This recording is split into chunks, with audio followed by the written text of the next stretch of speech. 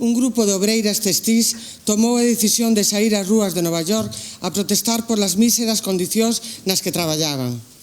En marzo de 1908, outro grupo de mulleres reclamou cunha folga a igualdade salarial, a disminución da xornada laboral a 10 horas e un tempo para poder aleitar aos seus fillos e fillas.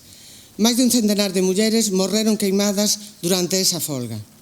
No ano 1917, as mulleres rusas amotináronse ante a falta de alimentos, dando inicio ao proceso revolucionario que acabaría en outubro do 17 e fixan xa como Día Internacional de Mulleres o 8 de marzo, a proposta de Clara Zetkin. Hoxe, o Día Internacional da Muller lembra e pon en valor a mulleres correntes como artífices da historia e funde as súas raíces na loita da muller por participar na sociedade en pé de igualdade. Temos avanzado, temos alcanzado compromisos e temos loitado xuntas e xuntos cara á igualdade, cara ao empoderamento da muller. Os logros foron moitos dende entón, pero as fendas que persisten son profundas.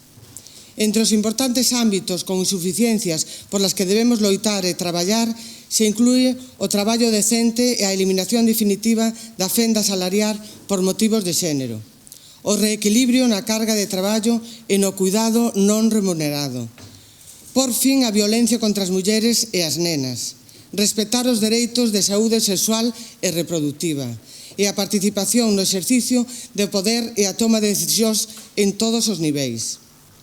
Hoxe, máis que nunca, é necesario introducir cambios sistémicos profundos e irreversibles para camiñar xuntas e xuntos cara á igualdade real co fomento de políticas de igualdade e de xeito transversal. Este ano cúmplese o 20º aniversario da cuarta Conferencia Mundial sobre a Muller que deu lugar á Declaración de Beijing de 1995. Un programa ambicioso que promove os dereitos da muller á escala mundial. Hai 20 anos propiciouse a vontade política e social tendente a fomentar a igualdade.